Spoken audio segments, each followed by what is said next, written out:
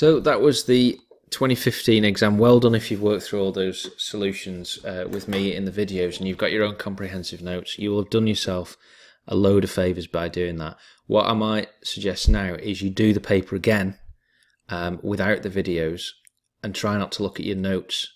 So actually do this paper a whole time again. Almost you'd be doing it from memory, but then when you start looking at other questions you start recognising the patterns. So let's have a quick look at the kind of things we did. Definitely when you get the first, don't write anything down for the first 2 or 3 minutes, you know, other than a few little scribbles on the exam paper itself. You'll get an answer booklet for the actual exam. But you want to spend the first, 3 to 5 minutes just reading through, calming yourself down and starting to think about what kind of questions. So everything resolving. And look for keywords. This is clearly a resolving question, isn't it? Steel rod, extension, delta L over L, something to do with stress, something to do with beam bending, and an I. You see something like that, like be a box section or a tube or an eye, you think, ace, I've got some marks, so all I need to do is plug those dimensions in to the formula on my formula sheet, and I've got some marks. Easy. We'll deal with that later.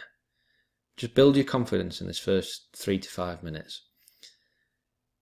Question 2A. Skim read it.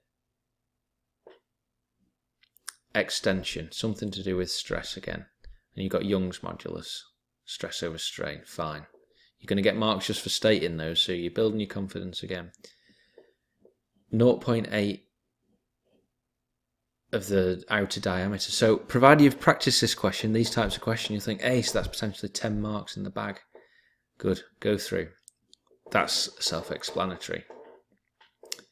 That's self-explanatory. If you've practiced it, you'll smash it. There's 20 marks there for free if you practiced. Question 4, this was a beast. I cannot believe that this was a single 20-mark question. I've seen any of these being worth 10 marks, at least 10, if not 15, if not 20 in earlier exam papers, but see, that's a gift if you practiced it.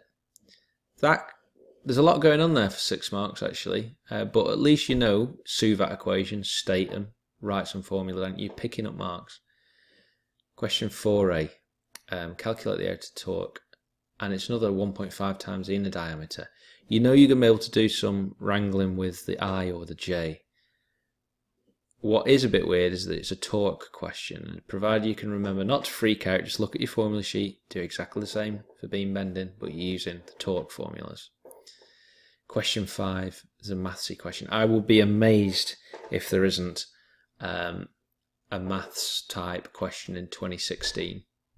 Pure maths, that is.